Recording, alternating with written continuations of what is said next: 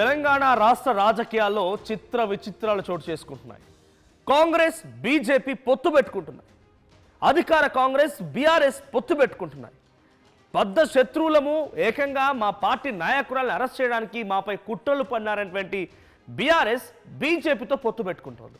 ఇంకా ఆశ్చర్యకరమైన విషయం ఏంటంటే బీజేపీ సిపిఐ సిపిఎం పార్టీలతో పొత్తు పెట్టుకొని ఎన్నికల్లో బరిలో దిగుతోంది. ఇవన్నీ జరుగుతున్నాయి సర్పంచ్ ఎన్నికల్లో. సర్పంచ్ ఎన్నికల్లో చిత్ర విచిత్రంగా ఈ పొత్తులు పెట్టుకుంటూ ఉన్నాయి. పల్లెల్లో బీజేపీ బీఆర్ఎస్ పొత్తు కొనసాగుతోంది. చాలా చోట్ల బీజేపీతో బీఆర్ఎస్ పొత్తులు పెట్టుకొని బీజేపీని కూడా గెలిపిస్తోంది బీఆర్ఎస్. పలు చోట్ల సిపిఎం కాంగ్రెస్తో కూడా బీఆర్ఎస్ పార్టీ దోస్తీ చేస్తోంది. ఢిల్లీ రాజకీయాలకు మించి లోకల్ పాలిటిక్స్ మరింత హీటెక్కిస్తున్నాయి. ఉమ్మడి వరంగల్, ఆదిలాబాద్, ఖమ్మం జిల్లాలోని పలు గ్రామాల్లో బీఆర్ఎస్ బీజేపీలు పొత్తు పెట్టుకున్నాయి. సో మొదటి నుంచి అధికార కాంగ్రెస్ పార్టీ ఈరోజు అధికారంలోకి వచ్చిందన్నా, అధికారంలోకి వచ్చిన తర్వాత సెన్సేషనల్ ఆరోపణలు చేసిందన్నా కూడా బీజేపీ బీఆర్ఎస్ రెండు వేరు కాదు, ఒకే నాణానికి బొమ్మ బొరుసు లాంటివి. ఈ రెండు పార్టీలు కూడా ఒకే తల్లి బిడ్డల్లా వ్యవహరిస్తున్నాయని చెప్పి అనేక సార్లు రేవంత్ రెడ్డి ఆరోపించిన విషయం తెలిసిందే. ఇప్పుడు దాన్ని నిజం చేసేలా క్షేత్రస్థాయిలో లోకల్ అంటే జనరల్గా సర్పంచ్ అభ్యర్థుల్లో పార్టీలు ఉండవు, పార్టీల గుర్తులు ఉండవు, పార్టీల ప్రాబల్యం పెద్దగా అంతగా ఉండదు. క్షేత్రస్థాయిలో ఆ అభ్యర్థిని చూస్తూ ఉంటారు. అభ్యర్థికి సానుభూతి, అభ్యర్థి అభివృద్ధి చేయగలుగుతాడా లేదా, అభ్యర్థి యొక్క తీరుతెన్నులు చూసి అభ్యర్థిని గెలిపిస్తూ ఉంటారు. ఇక్కడ పార్టీలు చూడరు. పార్టీలకి చాలా తక్కువ ప్రాధాన్యత. 90% అభ్యర్థియే, 10% మాత్రమే పార్టీల పరంగా ఆలోచిస్తారు. సో ఈ 10%లో ఎంత విచిత్రాలు చోటు చేసుకుంటున్నాయి అంటే ఐడియాలజికల్ ప్రకారంగా ఎక్కడా కూడా కలవనటువంటి పార్టీలు బీజేపీ బీఆర్ఎస్ కలిసిపోతూ అటు బీజేపీ బీఆర్ఎస్తో పొత్తులో భాగంగా కొన్ని ప్రాంతాల్లో ఆదిలాబాద్ అండ్ వరంగల్ లాంటి కొన్ని ప్రాంతాల్లో సిపిఎం సిపిఐ పార్టీలతో కూడా బీజేపీ పొత్తు పెట్టుకుంటోంది. వాళ్ళతో కూడా వాళ్ళ ఫ్రెండ్షిప్ని కోరుకుంటోంది. అంటే ఎటువంటి విచిత్ర రాజకీయాలు జరుగుతున్నాయి చూడండి. ఢిల్లీ స్థాయిలో హీటెక్కిస్తున్నటువంటి పాలిటిక్స్ కంటే కూడా క్షేత్రస్థాయిలో గ్రామ పంచాయతీల్లో ఈ పాలిటిక్స్ మరింతగా హీటెక్కిస్తున్నాయి. కొన్ని మీకు మచ్చకు చెప్పే ప్రయత్నం చేస్తాను ఎక్కడెక్కడ సిచ్యువేషన్ ఎటువంటి విధంగా ఉందనేది. భూపాలపల్లి జిల్లాలో భూపాలపల్లి, గణపురం, రేగొండ ఈ మండలాల్లో సిపిఐ సిపిఎంలు కాంగ్రెస్ అభ్యర్థిని బలపరిచాయి, వాళ్ళకి మద్దతు ఇచ్చాయి. ఆదిలాబాద్లోని కొన్ని గ్రామాల్లో పార్టీలకు అతీతంగా అంతా ఏకమైపోయి వాళ్ళ బంధుత్వాలని వాళ్ళ ప్రేమ ఆప్యాయతలను చాటి చెప్పుకుంటూ ఒక వ్యక్తిని కుల సామాజిక వర్గాల వారీగా వాళ్ళు ఎన్నుకున్నారు. ఇక ములుగు జిల్లాలో ఏటూరు నాగారం మండలంలో బీఆర్ఎస్ పార్టీకి సిపిఎం పార్టీ మద్దతు తెలిపిందంట. ఇక నిర్మల్ జిల్లాలో అనేక చోట్ల అసలు సిద్ధాంతాలను పక్కన పెట్టేసి బీజేపీతో సహా కాంగ్రెస్కి బలమైన అభ్యర్థులు ఉన్న చోట బీజేపీ సహా మిగిలిన పార్టీలు కూడా కాంగ్రెస్ పార్టీ అభ్యర్థికి మద్దతుగా నిలబడ్డాయంట. కాంగ్రెస్కి బీజేపీ మద్దతుగా నిలబడింది, బీజేపీకి బీఆర్ఎస్ మద్దతుగా నిలబడింది. ఈ అన్ని పార్టీలకి ఎక్కడో ఓ చోట సిపిఎం సిపిఐ పార్టీలు కూడా మద్దతుగా నిలబడ్డాయి. ఇక ఖమ్మం జిల్లాలో పాలేరు, మధిర ఈ నియోజకవర్గాల్లో బీఆర్ఎస్ సిపిఎంల పొత్తులు పెట్టుకున్నాయట. కాంగ్రెస్ సిపిఐలు కూడా ఈ జిల్లాలో తమ పొత్తును కొనసాగించాయి. బీజేపీ బీఆర్ఎస్ కూడా పొత్తు పెట్టుకుంది.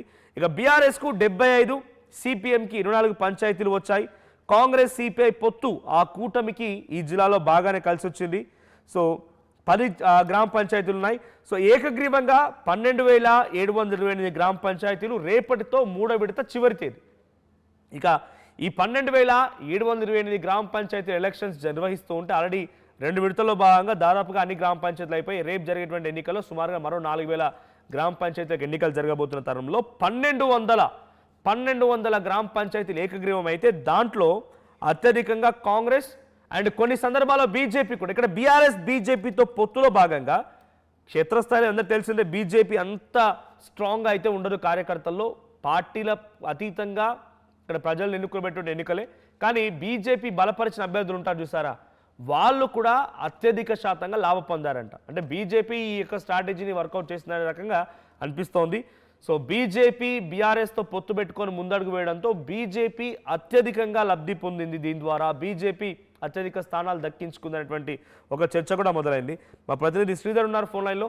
శ్రీధర్, సో బీజేపీ బీఆర్ఎస్ గతంలో ఉప్పు నిప్పుగా ఉండేవి. ఏకంగా తమ పార్టీ నాయకురాల్ని అక్రమ కేసులు పెట్టి అరెస్ట్ చేశారు, అనేక ఆరోపణలు చేశారని చెప్పి బీజేపీ బీఆర్ఎస్లు ఒకానొక సందర్భంలో నువ్వా అనేనట్టుగా పోటీ పడ్డాయి. కానీ ఇప్పుడు క్షేత్రస్థాయిలో సర్పంచ్ ఎన్నికల్లో అమీతుమీలాగా ఉన్నటువంటి ఆ పార్టీలు కాస్త దోస్తు మేరా దోస్త్ అని చెప్పి చట్టా పట్టాలు వేసుకొని తిరుగుతూ ఏకగ్రీవాలు చేసుకుంటున్నారు. క్షేత్రస్థాయిలో బలపరుస్తూ అభ్యర్థులను సైతం గెలిపించుకుంటున్నారు. సో దీంట్లో అత్యధికంగా లాభం పొందింది బీజేపీయే. క్షేత్రస్థాయిలో అయినటువంటి పార్టీకి బీఆర్ఎస్ పార్టీయే కొంత ఆజ్యం పోసి వారికి అవకాశం అందించి బీజేపీని గెలిపించింది అనే చర్చ జరుగుతోంది. క్షేత్రస్థాయిలో ఈ రాజకీయ సినారియో రాష్ట్ర స్థాయి వరకు వెళ్తుందా? డెఫినెట్ గా మనం ఎందుకంటే అటు అధికార పక్షానికి ప్రతిపక్షాలన్నీ కూడా కొంత జట్టు కడితే వ్యతిరేకత ఓటు ఏదైతే ప్రభుత్వానికి వ్యతిరేకత ఓటు ఉంటుందో దానికి సంబంధించి మాత్రం కూడగడితే మాత్రం ప్రభుత్వానికి కూడా కొంత దెబ్బ కొట్టవచ్చు, ప్రభుత్వానికి సంబంధించి కొంత బుద్ధి చెప్పొచ్చు అనే నేపథ్యంలో కూడా అటు ప్రతిపక్ష పార్టీలు కూడా ఏకమవుతుంటాయి. లోకల్ గా పంచాయతీ ఎన్నికలని కాదు, అటు స్టేట్ కానివ్వండి, సెంట్రల్ లోక్సభ ఎన్నికల్లో సైతం కూడా కొన్నిసార్లు రిపీట్ అవుతుంటాయి. కానీ ఇక్కడ విచిత్రం ఏంటంటే ఇక్కడ ఉన్నటువంటి 2 ఫేజుల్లో జరిగినటువంటి పంచాయతీ ఎన్నికల్లో సిద్ధాంతాలు వైరుధ్యం కానివ్వండి, సిద్ధాంతాలు పూర్తి స్థాయిలో పార్టీలకు సంబంధించినటువంటి వ్యతిరేకత ఉన్నటువంటి సిద్ధాంతాల పార్టీలు కలిసి ఒకరికొకరు మద్దతు తెలుపుకొని కూడా ఎన్నికల్లో పోటీ చేయడం ఏదైతే అది కొంత చర్చనీయాంశంగా అని చెప్పొచ్చు. ముఖ్యంగా అటు ఖమ్మంకు సంబంధించినటువంటి జిల్లాలో మీరు విన్నాం కదా, బయటకు వచ్చినటువంటి జిల్లాలు ఖమ్మం, నిర్మల్ కానివ్వండి, ఇతర జిల్లాలకు సంబంధించి మీరు చెప్పినవి కాకుండా చాలా జిల్లాల్లో కూడా కొంత లెఫ్ట్ రైట్ పార్టీలు కూడా కలిసి మద్దతు అంటే డైరెక్ట్ కాకుండా ఇండైరెక్ట్ కానివ్వండి, కొన్ని చోట్ల డైరెక్ట్ గా మద్దతు ఇచ్చి కూడా ప్రభుత్వ పక్షానికి గండి కొట్టాలని చెప్పి కలిసిపోయినటువంటి సిచ్యువేషన్ కూడా చూస్తాం. ఇంకో పక్క రాష్ట్రంలో బీజేపీ కూడా ఒకవైపు కూడా తను ప్రత్యామ్నాయం పార్టీ అని చెప్పుకుంటుంది, ఇంకోవైపు బీఆర్ఎస్ ఎక్కడుందని ఎప్పటికప్పుడు కూడా బీజేపీ చెప్తూ ఉంటుంది. కానీ ఈ ఎన్నికలకు సంబంధించి మాత్రం గతంలో బీజేపీకి పెద్దగా 100 మంది సర్పంచులు కూడా లేనప్పటికీ ఇప్పుడు జరిగేటటువంటి పంచాయతీ ఎన్నికల్లో ఇప్పటికీ చాలా బెటర్ కూడా పర్ఫార్మెన్స్ ఉందన్నదానికి కూడా కొంత వార్డు మెంబర్లు కానీ పంచాయతీ కానీ పొత్తులతోనే కొంత సొత్తు చేసుకుంది బీజేపీ అనేది కూడా చర్చనీయాంశంగా మారింది. మరొక పక్క టీఆర్ఎస్ తో బీజేపీ ఎక్కడైతే పొత్తు పెట్టుకున్నదో ఎక్కువ లబ్ధి కూడా బీజేపీ పొందుతుంది కూడా రాజకీయ సినారియో స్పష్టంగా కనిపిస్తుందని చెప్పొచ్చు మనది. కానీ విచిత్రం ఏంటంటే పార్టీలకు సంబంధించి ఎందుకంటే కాంగ్రెస్ బీజేపీ కానివ్వండి, ప్రధాన ప్రతిపక్షమైనటువంటి కాంగ్రెస్ కు బీఆర్ఎస్ కానీ ఈ పార్టీలు కూడా కొన్ని చోట్ల కూడా పొత్తు పెట్టుకోవడం అనేది కూడా కొంత చర్చనీయాంశం. కానీ గ్రామానికి సంబంధించినటువంటి పంచాయతీ ఎన్నికల్లో మాత్రం స్పష్టంగా అయిపోతుంది. ఎందుకంటే పంచాయతీ ఎన్నికలు వేరు, ఒకవైపు అటు అసెంబ్లీ కానివ్వండి ఎన్నికలకు సంబంధించి గుర్తులు ఉన్నాయి, ఏ పార్టీ నాయకుడు కానివ్వండి గుర్తు మీద పోటీ చేయరు, జస్ట్ పార్టీలు బలపరిచినటువంటి అభ్యర్థులు దిగుతుంటారు. ఒక్కొక్క పార్టీ నుంచి ఒక్కొక్కసారి అభ్యర్థులకు సంబంధించి కొంచెం క్లాషెస్ వస్తుంది. నాయకులు పార్టీ పేరు చెప్పుకొని తామే పార్టీ అభ్యర్థిని అంటూ కూడా దిగుతున్నటువంటి సందర్భాలు, ఎందుకంటే బీఫామ్ అనేది ఉండదు కాబట్టి అటువంటి సిచ్యువేషన్ లో అభ్యర్థులు ఇతర పార్టీలకు సంబంధించినటువంటి నేతలతో వారికి సంబంధించి గ్రామ అభివృద్ధి కావచ్చు, ఇంకో పక్క లోపాయికార ఒప్పందాలు ఏవైతే ఉంటాయో మనకు అవి కూడా చేసుకొని ఇతర పార్టీల నేతల యొక్క మద్దతు కూడా. కానీ నియోజకవర్గాల స్థాయిలో ఎమ్మెల్యేలు లేకపోతే పార్టీ ఇన్ఛార్జీలు కూడా ఉంటారు కదా, వాళ్ళ డిసిషన్ మేరకే జరుగుతున్నాయి ఇవన్నీ. అటు బీజేపీకి సంబంధించి కానీ బీఆర్ఎస్ కానివ్వండి, కాంగ్రెస్ కానివ్వండి, ఏ పార్టీ అయినా సరే నియోజకవర్గ ఇన్ఛార్జీలకు సంబంధించినటువంటి అంశంలో కూడా తమ అభ్యర్థులకే వారికి సంబంధించి పిచ్చుకొని రావాలి, వాళ్ళ అభ్యర్థులను నిలబెట్టాలి, పార్టీ స్ట్రాంగ్ గా తీసుకెళ్లాలి కాబట్టి వారికే కొంత ఫ్రీడమ్ అనేది కూడా ఉంటాయి. కానీ కొన్నిసార్లు వాటికి సంబంధించి జిల్లాకు చెందినటువంటి మంత్రులు కానీ ఇన్ఫ్లుయెన్స్ చేసేటువంటి నేతలు కానీ పార్టీలో బలంగా ఉన్నటువంటి నేతలు వాళ్ళ అభ్యర్థులకు కూడా టికెట్ కావాలన్నప్పుడు క్లాషెస్ వస్తుంటాయి. అటువంటి సిచ్యువేషన్ లో ఇద్దరు ఒకే పార్టీ నుంచి ఇద్దరు సేమ్ పార్టీ ఉన్నటువంటి నాయకులు ఇండిపెండెంట్ గా ఒకరు కానివ్వండి, లేదంటే ఇతర పార్టీ టికెట్ తీసుకున్న తర్వాత ఇటువంటి సీన్స్ అన్ని కూడా ఇటువంటి విచిత్రాలన్నీ కూడా రిపీట్ అవుతుంటాయి. కానీ ఇక్కడ అసలు విషయం ఏంటంటే పార్టీలకి ఇది ఎప్పుడు కూడా జనరల్ గా జరుగుతూనే ఉంటుంది. కానీ ఈసారి ఇందాక మీరు అన్నట్టుగా పొత్తులకు సంబంధించి మాత్రం విచిత్రమైనటువంటి చాలా పరిస్థితి ఉంది. అటు సిద్ధాంతాలకు ఏదైతే ఉందో ఇందాక అనుకున్నట్టు, ఎందుకంటే బీజేపీ రైట్ ఐడియాలజీ వెళ్తుంది, అటు సిపిఐ లెఫ్ట్ ఐడియాలజీ వెళ్తుంది. అసలు కొన్ని చోట్ల సిపిఎం బలంగా ఉన్న చోట్ల బీజేపీ మద్దతు ఇవ్వడం, అటు లెఫ్ట్ పార్టీలు ఇంకొన్ని చోట్ల రాష్ట్రంలో బీఆర్ఎస్ ను తొక్కేసి ప్రతిపక్షంగా కూడా సెకండ్ పొజిషన్ కు తాము రావాలని చూస్తున్నప్పుడు బీజేపీ మాత్రం చాలా చోట్ల బీఆర్ఎస్ తో కూడా పొత్తు పెట్టుకోవడం గెలవడం అనేది కూడా కొంత చర్చనీయాంశం. కానీ ఇది కొత్తేం కాదు, ఎందుకంటే మనం చూసామట పార్లమెంట్ ఎన్నికలకు సంబంధించినటువంటి అంశంలో ఏదైతే ఉందో అప్పుడు కూడా బీజేపీ బీఆర్ఎస్ సెట్ ఒకటే అనేది కూడా కొంత చర్చ జరగడం కాకుండా బీఆర్ఎస్ ఓటు బ్యాంకు దాదాపుగా బీజేపీకి ట్రాన్స్ఫర్ అయ్యి కూడా 8 మంది ఎంపీలు గెలిచారని చెప్పి కూడా దానికి సంబంధించి కూడా కాంగ్రెస్ నేతలు కూడా ఆరోపించినటువంటి సిచ్యువేషన్ కూడా చూసాం. బీజేపీ బీఆర్ఎస్ ఒక్కటే అన్న దాంతో కూడా అసెంబ్లీ ఎన్నికల్లో బీఆర్ఎస్ ఓడిపోయినటువంటి సిచ్యువేషన్ కూడా కానీ చూస్తాం. శ్రీధర్ ఐడియాలజికల్ గా సరే క్షేత్రస్థాయిలో కాంగ్రెస్ బీఆర్ఎస్ బీజేపీలు పొత్తు పెట్టుకున్నాయి, కొన్ని సందర్భాల్లో బీజేపీ బీఆర్ఎస్ పొత్తు పెట్టుకున్నాయి, 3 పార్టీలు కలిసి కూడా పోటీ చేశాయనేటువంటి సందర్భాలు కూడా ఉన్నాయి. బట్ క్షేత్రస్థాయిలో ఐడియాలజికల్ గా మొదటి నుంచి కూడా కనీసం ఎక్కడ కూడా మ్యాచ్ అయినటువంటి ఒక parallel parties CPI CPM BJP ఇవి కూడా ఒకటి రెండు చోట్ల పొత్తు పెట్టుకున్నాయంటే సిచ్యువేషన్ ఏంటి అంటే క్షేత్రస్థాయి నుంచి కూడా అలా జరుగుతుందన్నప్పుడు బీజేపీ రాష్ట్ర నాయకత్వం లేకుంటే స్థానిక ఇన్ఛార్జ్లో వాళ్ళ డిసిషన్ మేరకు జరిగిందా? మనోజ్, కొన్ని సిచ్యువేషన్ లో పార్టీకి సంబంధం లేకుండా కొన్ని జరుగుతూ ఉంటాయి. పార్టీ బలపరిచిన వ్యక్తి అయినప్పటికీ కూడా గ్రామానికి సంబంధించి, ఎందుకంటే ఒక గ్రామ సర్పంచ్ ఎన్నికైతే ఆయన నేరుగా ఆ గ్రామంలో ప్రతి ఇంటితో అటాచ్మెంట్ ఉంటుంది, ప్రతి ఇంటితో ఏదో ఒక రిలేషన్ ఉంటుంది. కాబట్టి కొన్నిసార్లు పార్టీల కంటే ఎక్కువ కూడా కొంత రిలేషన్ కి సంబంధించినటువంటి వారి బంధానికి సంబంధించిన కాబట్టి ఆ గ్రామ అభివృద్ధికి సంబంధించిన అంశంలో కూడా కొంత పార్టీలు పక్కన పెట్టి కూడా కొంత మద్దతు కానివ్వండి కూడబెట్టేటువంటి ప్రయత్నం చేస్తూ ఉంటారు. అటువంటి సిచ్యువేషన్ లో ఇటువంటి సినారియో కూడా రిపీట్ అవుతుంది. దానికి సంబంధించి మాత్రం డెఫినెట్ గా, ఎందుకంటే నెక్స్ట్ జెడ్పీటీసీ ఎంపీటీసీ ఎలక్షన్స్ ఉన్నాయి కాబట్టి వాటికి సంబంధించి కొంత అవగాహన ఒప్పందాలు కూడా గుర్తుంటాయి. ఎందుకంటే గ్రామ పంచాయతీ ఎన్నికల్లో ఒక పార్టీ ఇంకో పార్టీకి మద్దతు ఇస్తే నెక్స్ట్ సంబంధించి మాత్రం తమకే కొంత మద్దతు ఇవ్వాలి అటువంటి పార్టీకి సంబంధించి ఇటువంటి సిచ్యువేషన్ అవగాహన ఒప్పందాలు జరుగుతుంటాయి. లోకల్ గా మీరు అన్నట్టుగా అన్ని పార్టీలకు సంబంధించినటువంటి ఇన్ఛార్జీలు ఎవరైతే ఉంటారో ఆ గ్రామానికి సంబంధించి కొంత పార్టీ నుంచి నిలబెడితే అంటే గట్టి క్యాండిడేట్ ఉంటే పార్టీ బలమైనటువంటి ఓటు బ్యాంక్ ఉండాలి, దాంతో పాటు గెలుపు అనేది కూడా ఉండాలి. కాబట్టి ఎన్నికల్లో నిలబడి ఓడిపోతే కనీసం డిపాజిట్ కూడా రాకపోతే పార్టీకి సంబంధించినటువంటి ప్రతిష్ట కూడా దెబ్బతింటుంది. కాబట్టి దానికి సంబంధించినటువంటి దానికంటే కూడా ఇతర పార్టీలకు మద్దతు కూడా కట్టి నెక్స్ట్ ఎలక్షన్ శ్రీధర్ ఇక్కడ ఒక ఎగ్జాంపుల్ కూడా ఉంది. మహబూబ్ నగర్ జిల్లాకు సంబంధించి 35 గ్రామ పంచాయతీలో బీఆర్ఎస్ బీజేపీలు కలిసి పోటీ చేస్తే 30 చోట్ల బీఆర్ఎస్ గెలుపొందింది. కానీ ఎక్కడా లేని విధంగా గతంలో ఎప్పుడు కూడా చూడని విధంగా బీజేపీ 5 స్థానాల్లో గెలుపొందింది.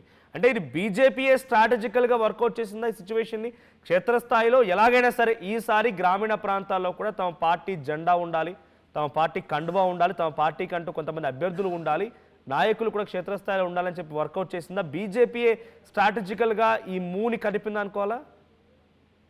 డెఫినెట్ గా మనం బీజేపీ ఒకటే కాదు, బీఆర్ఎస్ సైతం కూడా ఇటువంటి ప్రతిపాదన కూడా తీసుకొచ్చేటువంటి అవకాశం ఉంది. ఎందుకంటే మెరుగైనటువంటి స్థానాలు బీఆర్ఎస్ కూడా రాష్ట్రంలో సాధించలేకపోతే డెఫినెట్ గా కూడా ఎక్కడ బీఆర్ఎస్ ఉందనే క్వశ్చన్ కూడా ఉత్పన్నమవుతుంది. ఇంకో పక్క బీజేపీ కూడా కొన్ని చోట్ల కూడా గెలవకపోతే అటు రాష్ట్ర పార్టీకి సంబంధించి కూడా కొంత భంగపాటు తప్పదు. ఎందుకంటే నెక్స్ట్ ఇందాకన్నా జెడ్పీటీసీ ఎంపీటీసీ వస్తాయి కాబట్టి ఎంతో కొంత స్థానాలు లభిస్తే బీజేపీ కూడా బలంగా ఉంది, బీఆర్ఎస్ అటు కాంగ్రెస్ కు గట్టి పోటీ ఇస్తుందనే సంకేతాలు తీసుకెళ్లాలి. కాబట్టి ఇండివిజువల్ గా, ఎందుకంటే బీఆర్ఎస్ బీజేపీ ఇండివిజువల్ గా పోటీ చేస్తే మాత్రం అటు అధికార పక్షమైనటువంటి కాంగ్రెస్ కొంత లబ్ధి పడేటువంటి అవకాశం ఉంటుంది. కాబట్టి ఈ రెండు కూడా ఎక్కువ పొత్తుకే కొంత అవకాశం, అంటే పొత్తుకే కొంత ఛాన్స్ తీసుకొని కూడా ముందుకు వెళ్ళొచ్చు. అది బీజేపీ కావచ్చు, బీఆర్ఎస్ ప్రతిపాదన ముందు ఎవరు తీసుకున్నా సరే ఒక అవగాహన వస్తే మాత్రం గ్రామ స్థాయి ఇందాక చెప్పుకున్నట్టు గ్రామంలో కింది స్థాయి రాజకీయాలు వేరు, పై వరకు వచ్చేసరికి జరగబోయే పార్టీ సింబల్ గా జరిగే ఎన్నికలు ఎంపీటీ జెడ్పీటీసీలో కూడా సిచ్యువేషన్ ఉంటుంది. అది కూడా గ్రామ పంచాయతీతో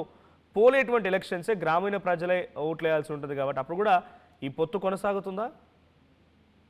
డెఫినెట్ గా మనం, ఎందుకంటే కొంత అవగాహన ఒప్పందంలో భాగంగా కూడా కొన్ని ఎన్నికలు జరుగుతుంటాయి. అప్పుడు ఎందుకంటే మీరన్నట్టుగా గుర్తులకు సంబంధించినటువంటి అంశంలో వచ్చేటువంటి జెడ్పీటీసీ కానివ్వండి, ఎంపీటీసీ కానీ ఎలక్షన్స్ జరుగుతుంటాయి. కాబట్టి అంటే పార్టీ వ్యక్తి నిలబడకపోతే మాత్రం ఏ పార్టీ కొన్ని చాలాసార్లు చూస్తుంటాం మనం. చూద్దాం యూపీ లాంటి పెద్ద రాష్ట్రాల్లో ఎన్నికలు జరిగినప్పుడు బీఎస్పీ వంటి పార్టీలు కూడా కొన్నిసార్లు కొన్ని చోట్ల దూరంగా ఉన్నటువంటి పరిస్థితులు ఉంటాయి. ఎవరికి మద్దతు ఇవ్వాలి. కాబట్టి వచ్చేటువంటి జెడ్పీటీసీ ఎన్నికలకు ఎంపీటీసీ ఎన్నికలకు సంబంధించి మాత్రం డెఫినెట్ గా నిలబడిన చోట ఇంటర్నల్ గా ఎవరికో ఒక పార్టీకి కూడా ఇప్పుడు ఏదైతే సీన్ రిపీట్ అయిందో ఆ విధంగా కూడా కొన్ని సీట్లు వాళ్ళకిచ్చి ఇంకొన్ని సీట్లు పంచుకునేటువంటి అవకాశాలు కూడా లేకపోలేవని చెప్పొచ్చు మనోజ్.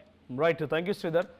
సో క్షేత్రస్థాయిలో రాజకీయాలు హీటెక్కిస్తున్నాయి. గ్రామ పంచాయతీ ఎన్నికల్లో 1205 గ్రామ పంచాయతీలు ఇప్పటికే ఏకగ్రీవం అయిపోయాయి. చాలా చోట్ల బీఆర్ఎస్ బీజేపీలు పొత్తుతో ముందుకు వెళ్ళాయి. దీంట్లో బీజేపీ అధికంగా లబ్ధి పొందింది. అంటే బీఆర్ఎస్ పార్టీ క్షేత్రస్థాయిలో ఉంది, గతంలో కూడా 10 ఏళ్ల పాటు అధికారంలో ఉంది కాబట్టి వాళ్ళ కొంత బెనిఫిటే. కానీ బీజేపీ గతంలో ఎప్పుడు కూడా చూడని విననటువంటి కొన్ని పదాలతో, అంటే 9 స్థానాలు గెలుపొందింది, 10 స్థానాలు గెలుపొంది, ఇటువంటి ఒక నేపథ్యం బీజేపీ కనబడుతుంది. ఇది ఒక రకంగా బీజేపీకే చాలా పెద్ద ఎత్తున బెనిఫిట్ అయిందనేది చర్చగా కూడా ఉంది. సో మరి ఇదే పొత్తు, ఇదే విచిత్ర రాజకీయాల అవగాహన, పొత్తులు, మద్దతులు ఎంపీటీ జెడ్పీటీసీగా పోటీ చేసినటువంటి పార్టీల పరంగా గుర్తుల పైన కూడా ఈ అవగాహన పొత్తులు కొనసాగుతాయా లేదా కేవలం సర్పంచ్ ఎన్నికల వరకే పరిమితం చేస్తారా చూడాలి. ఎప్పుడూ కూడా సిపిఐ సిపిఎం పార్టీలు బీజేపీతో కలిసి ఎక్కడ దాఖలాలు లేవు. కానీ బీఆర్ఎస్ పార్టీకి మద్దతు ఇచ్చే క్రమంలో బీఆర్ఎస్ పార్టీ బీజేపీ పొత్తులో ఉంటే బీఆర్ఎస్ పార్టీ మద్దతు అడిగితే ఈ కమ్యూనిస్టు పార్టీ కూడా మద్దతు ఇచ్చాయి. అంటే ఇండైరెక్ట్గా బీజేపీ కమ్యూనిస్టు పార్టీలు కూడా ఒక రకంగా అవగాహనతోనే ముందుకు వెళ్ళినట్టు కనబడుతోంది. ఐడియాలజికల్గా డిఫరెన్సెస్ ఉన్నప్పటికీ క్షేత్రస్థాయిలో ఈ పార్టీల గుర్తు పరంగానో పార్టీల పరంగానో పోటీ చేసే ఎన్నికలు కాదు కాబట్టి ఈ రకమైనటువంటి ఒక స్ట్రాటజీ వర్కౌట్ అయింది. ఈ నియోజకవర్గ ఇన్ఛార్జీలు ఎమ్మెల్యేలు కూడా ఈ డిసిషన్తో ముందుకు వెళ్ళారు. బట్ క్షేత్రస్థాయిలో ఇది వర్కౌట్ అయింది. మరి వచ్చేటువంటి ఎంపీటీ జెడ్పీటీ సెలక్షన్లో ఏం చేస్తారు, ఆ తర్వాత నెక్స్ట్ 2029 అసెంబ్లీ ఎన్నికల్లో కూడా ఈ అవగాహన పొత్తులు కొనసాగుతాయా చూడాలి. సో మీ అభిప్రాయం ఏంటి? రెండు పార్టీలు కలిసి ముందడుగు వేస్తే బీజేపీ బీఆర్ఎస్ కలిసి నడిస్తే కాంగ్రెస్ని ఇప్పుడున్న సిచ్యువేషన్లో ఢీకొంటాయా? మీ అభిప్రాయం ఏంటో కామెంట్ చేయండి. అసలైన తొలి వెలుగు. ఫాలో వాట్సాప్ @తొలి వెలుగు అఫీషియల్.